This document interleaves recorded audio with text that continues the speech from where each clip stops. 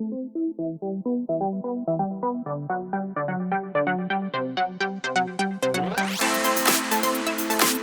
right, everyone, welcome back to another Breeder Spotlight. Today we're going to be talking to Mike at Cottonville Road Kennels. So first, Mike, tell us about yourself and your kennel and any other information you might want to share. Well, Brian, appreciate you having me on. Appreciate the invitation to be in here. And it's always a good opportunity to talk to houndsmen and hounds ladies all across the United States and around the world. And so I appreciate the opportunity of being on here this morning. Well, I'll tell you a little bit about Cottonville Road. We named it after the very road that goes past my house. That's what I figured. we didn't put a whole lot of thought into it. We didn't come up with some, a big fancy name or anything like that. My wife asked me one time, "What are you going to name it?" And Cottonville Road sounds pretty good to me. And so, but we officially became a business in 2014. I've been raising and breeding dogs since I was born. That's probably only about 6 years of my life that I didn't have beagles or dogs, period. And that was in my early career, and kids were small and things like that. So I'm a fourth generation beagler. And so my family has had beagles for many years. And so I don't know if you put all that time together from my grandfathers and my dad and all of it together, I got a lot of information that was downloaded into me in one way or another growing up. And usually that was through expectation. They thought that just because they knew, I knew, and so you just go and do and learn by trial and error kind of deal. But we're located here in Norwood, North Carolina. We've got beagles and labs, but we primarily nowadays we focus on beagle breeding and training. I actually have a grooming business as well. It's called the Bath House, and then we also do we have Cottonville Road's School of Obedience where we train dogs on different levels of obedience. But as far as our breeding program goes, we raise northern bred hounds. And so what a lot of people in North Carolina or a lot of people in the U.S. call hair hounds. So you've got the northern bred and the southern bred. I stick with the northern bred because I like the style. I like the way they run. I like the way that they hunt. I like their build. And it's primarily based off of a Branco bloodline. And so that's kind of the way that goes, and we can get into that a little bit later. But I've got 5 children, a wonderful wife, and I tell people all the time, if you've got children and you've got a wife and you want to own a kennel, you better have a very patient wife, very useful children, and a lot of money. Yeah, I've got the first 2. All right, Mike, what's some of the breeding goals y'all have there? So our number one breeding goal that we have, and I recommend everybody to put on the forefront of their breeding program, is to breed for intelligence. If you breed for intelligence and you actually get lucky enough to get the intelligence, then what you're doing is you're making life easier as you go forward. I don't think there's a such thing as a dog being too smart. And then you'll hear people say things like, "Oh, there's no such thing as dumb dogs. There's just dumb trainers." Well, I've seen poor breeding, and unfortunately, the dog lacks a little intelligence. You don't have to call him dumb, but he's not as intelligent as he could be, which you'll see translates into a little tougher time training that particular dog. So the number one thing that we breed for is intelligence, and I'm a firm believer. If you breed an intelligent dog to an intelligent dog, you'll get more intelligent dogs. The whole litter may not be super intelligent, but you will continue to pass that on forward. And then when you get that intelligence, then it's going to make everything else a little easier. So the second thing that I look for in dogs through confirmation. So people say, well, you should look for that first, or you should look at a pedigree first. Well, I don't breed papers. Right. Papers don't do any of us any good. Not in the bird dog world, in the beagle world, no world do papers do us any good. Yeah, sure, it helps us to see the history and know the dogs, and all that's great. And I've got stacks of them. But your conformation, you don't want to breed you don't want to breed dogs that's got crooked tails, drop ears, jet jaw, overbite, any of these issues, offset eyes, hip issues, elbow issues. You don't want to breed that when you know that it's there. Exercise induced collapse, renal failure, all of these different things. So the conformation, the build of the dog matters, but also the internal workings of the dog matter. So that's why we do genetic testing. We want a DNA health test as at all of it. Now we don't do every single one for ever so many generations. I'll just do a double check through whether I use Embark or whether I use AKC's health test that they have now. I'll do that so that we know, at least as much as humanly possible, that we can predict and detect that we're not passing poor genetics forward. Like I said, I mean, small things, that you might not really pay much attention to can turn into bigger things down the road. Take, for instance, cherry eye. You get cherry eye is a genetic issue, and people think that, it's just a little problem with their eye, and they go to the vet and they get it snipped down, a little stitch, and then they're fine. But if you breed that dog, I promise you, it's coming back. Right. But what happens, they spread them out so far, this person don't know this person, that person, this person, and then, but I know. And so me personally, I can't do that. So if I have one that pops up with cherry eye, that's it. We're going back to the drawing board and find out it with as much certainty as possible where that came from. So we want to look at conformation. We want to look at the genetic line. Those are our goals, to make sure that we give a health guarantee here at the kennel. So when you pick your dog up, you get a health guarantee. And we want to make sure that we're able to stand behind that. Doesn't do any good to buy a car with a warranty. If the car's going to stay broke down, your warranty it's only going to go so far. Yeah. And you send your car home with a leak, you know what I mean? Mm-hmm. Yeah. And it's leaking. So we try to avoid that. Right. And then when we talk into things as far as hunt versus obedience and things like that, that are, again, intelligence, conformation, internal genetics. But then we want to look at how well a dog handles, when we're talking about hunting, how well they control a track. If they're all over the place, they're not doing a good job at controlling that track. I don't mind them to stitch it up while they're running. But if they're just slicing and dicing, arcing out, that does us no good. So we want to keep that from happening on the hunt side, on the field side. And then on the obedience side, that's also going to translate to the mind. How focused is this dog? If he can't focus on the track that's between his legs, how well is he going to be able to focus on what you want him to do? Right. Then it gets into people, you better this, rah. And then the dog, that really doesn't translate well with a dog, because they just hear the pitch and the tone of your voice.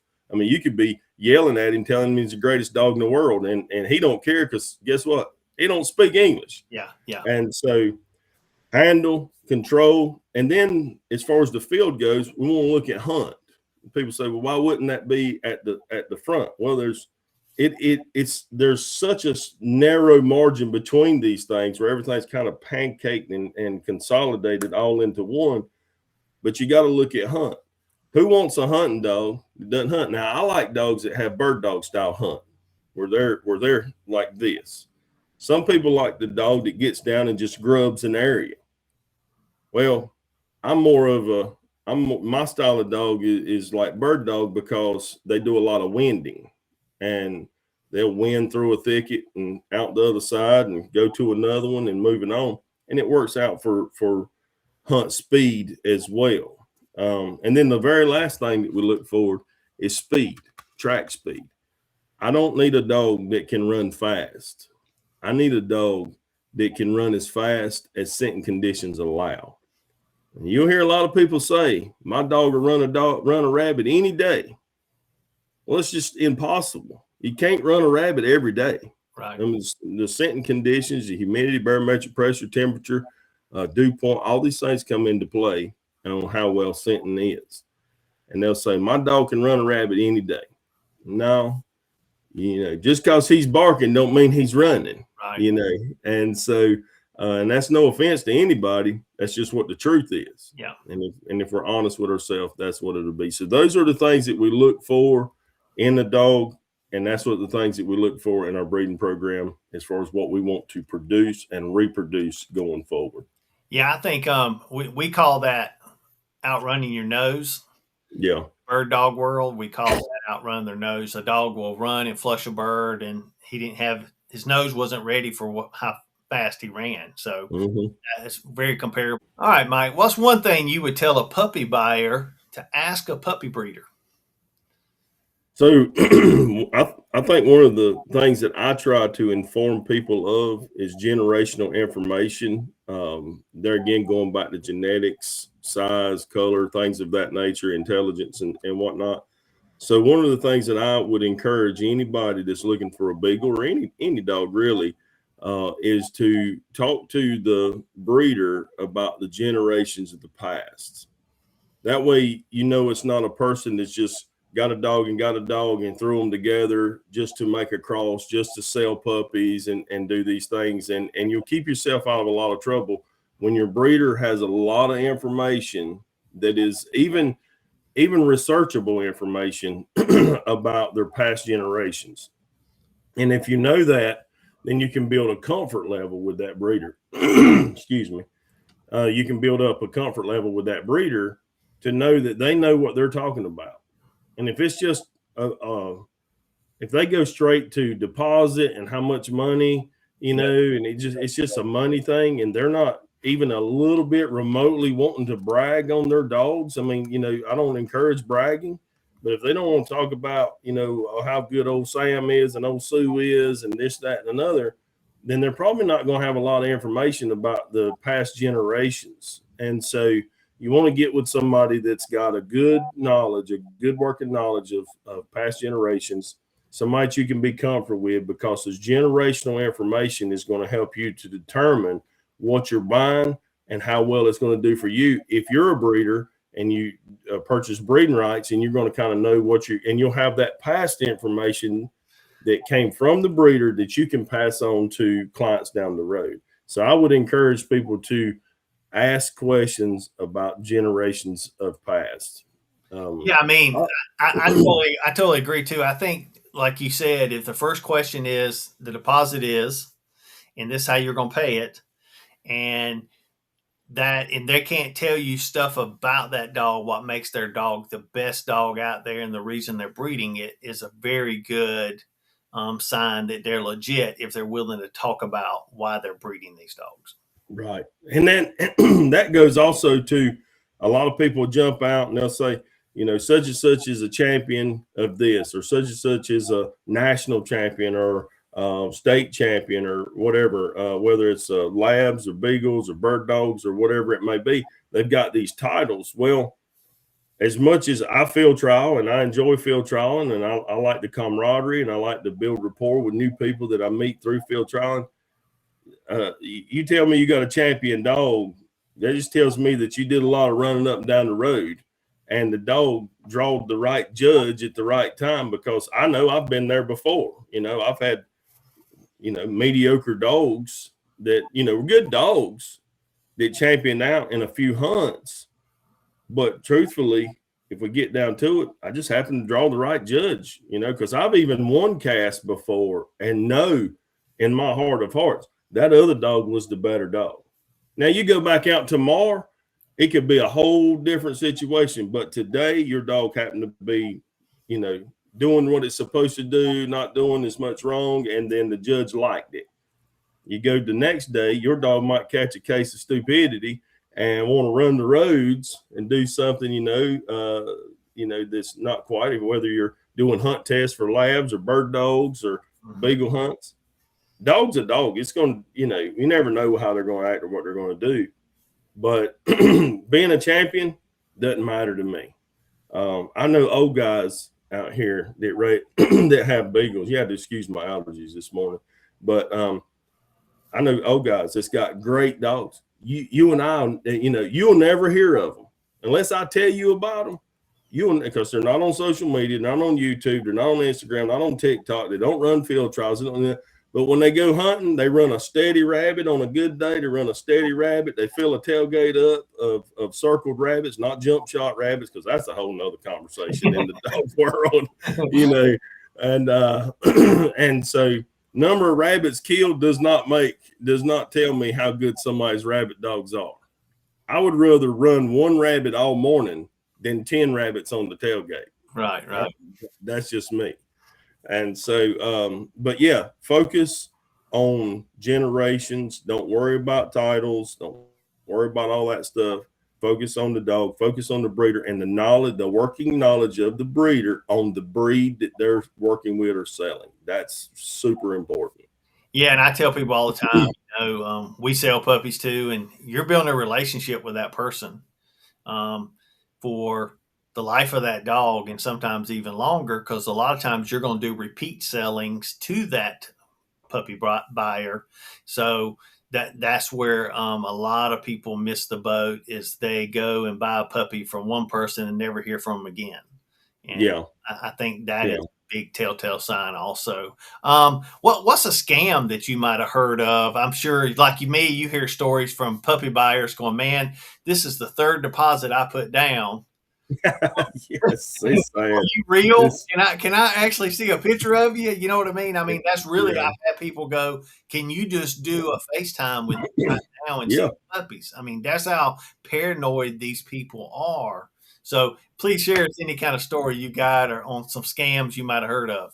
So the craziest, and I hear about them all the time, and 20 years ago, you never heard of this, right? But 10 years ago, you didn't hear a lot about it. But in the past, since maybe 2019, COVID forward, in our generation, we're going to mark everything off of COVID, Right. And so like COVID forward, you hear like of all these crazy stories, right? And I'll never forget this Miss Man and this woman from Rhode Island. They called me up and they were buying a Beagle for a pet. And the woman had been wanting a Beagle. She had one when she was a kid. She told me the whole story about how they had this great Beagle whenever she was a kid. And I forget his name, but he was so wonderful and she wanted one. So they put a deposit down. Now, this is crazy. They put a deposit down, $400 deposit on a $2,500 Beagle puppy. Rhode Island. They worked with the breeder all the way through, got the address, ready to go pick it up. They leave. And they drive to Greenville, South Carolina from Rhode Island. That's a haul. They go down there, they pull up in the yard, knock on the door, and this Indian dude comes to the door. And she said, excuse me, sir, or she said, hey, we're here to pick up the puppy. And he looks at her and he was like, you're the third person that's been here today. I don't have any puppies. He's living in a gated, not a gated community, but just a subdivision community. There's no breeders living like that, unless you're raising them in their house maybe. And he was like, you're the third person that's been here today. I don't have any puppies, any Beagles, any nothing. I don't have any dogs. And she was like, well, this is the address. And I talked to you. And he said, and he's an Indian guy, did he sound like me on the phone? And she's like, no. And he's like, I don't have any. But she told me everything seemed so legit because they talked on the phone. They had videos. They had pictures. They had all of this stuff. And their $400 has been gone. It's just been gone. So because they get some random address this person gives them from wherever they're from, and their money's gone just like that. And so I thought, like, man, that's crazy. And so what happened when they left Greenville and they came back through North Carolina, they were just researching Beagles for sale in North Carolina. And our kennel pops up, kind of on their way close to 85, So then she calls me and I said, oh, yeah, this, that, or another. Can we come to your house? I said, sure. I hadn't talked price. I hadn't talked anything. Can we come to your kennel today? Sure, come on. You need to be here between such and such and such and such. I got stuff to do. Yeah. She said, we're like an hour and a half away. She pulls in. Now, at this time, I didn't know the story. She told me the story when she got here, the trip that they had been on. She pulls up, she pulls down to the kennels. Now I've got, at the time I had about 20 beagles down. I don't have that many now, but I had about 20 beagles and a few litters of puppies. And she pulls up and she said, so this is what a kennel looks like. I said, most of the time, this is what it's going to look like. And she told me the story. I said, well, as soon as you pulled into that housing development, you should have just knew you got right then, because a beagle breeder, on the most part, you're not going to be in a housing development.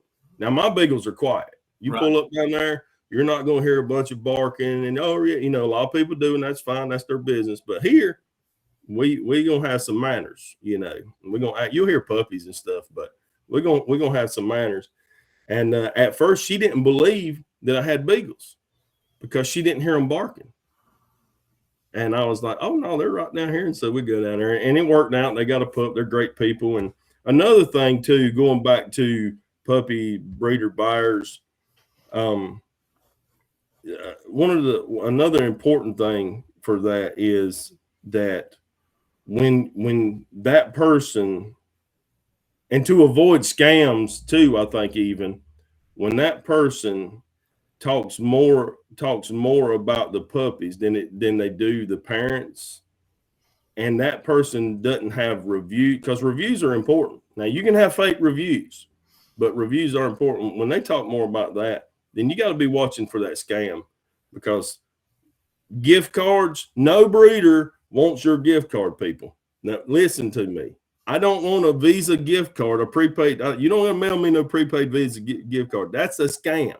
All right. Please listen to me.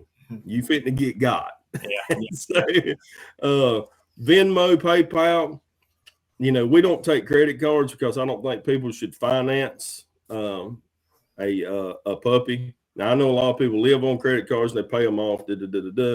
But if you can do that, bring the cash, check, cashier's check, whatever. But don't if you're a breeder out there, don't take credit cards. You know, unless it's now for training and things like that, sure, that's fine. But for a puppy, don't let them finance it. Yeah. Scams also, another scam that I heard, that a man and woman came down here. They actually came out of Huntersville, North Carolina. She come down here and she pulls up. She looks around and she said, "You really do have beagles?" And I said, do I look like the kind of guy that don't have beagles? You know, and you know, they were, of course, looking for a pet. And she told me, now, of course, I've never dealt with a scammer, you know, to my knowledge, nor have I ever been scammed. And she told me that they did two, like you were saying, people had spent deposit after deposit getting got. They had already had 2 times that they had sent in deposits of $500 or more trying to get a beagle. And I said, well, really, what did you not learn from the first? I'm not trying to be rude, but what did you not learn from the first time that you learned the second time? And she said, just because there's a video doesn't mean that they have puppies. I told her, I said, people use my pictures on my Facebook page and stuff all the time to try to scam people. Yep.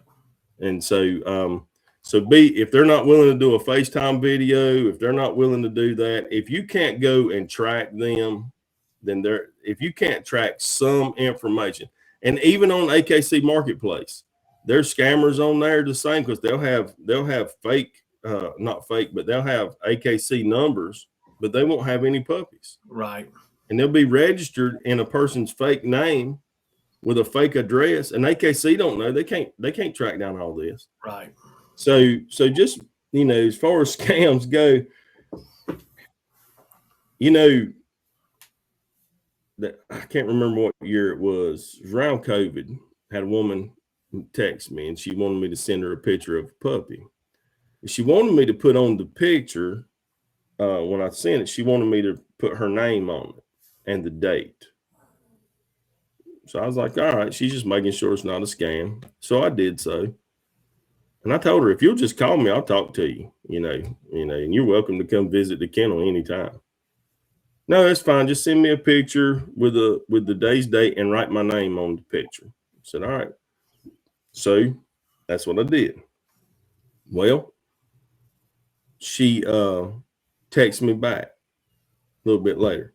Can you also do one with my boyfriend's name on her? Like name was like Philip or something with the date on it. And I was just fixing to do it. And my wife said, something's not right. And I said, you know what? You're right. Because I didn't really pick up on it. You would think I would, but I didn't really pick up on it first. She was using what I was sending her to these people named Nicole or Philip or Susie or whatever it was. And she was sending them what I was sending her, and she's scamming somebody with my puppies. So then I texted her back and said, I'll send you that picture just as quick as you stand in the mirror, take a picture of you standing beside your, holding your driver's license up where I can see it, Right. And I never heard back from her again. So breeders, watch out for that. Buyers, watch out for the other things.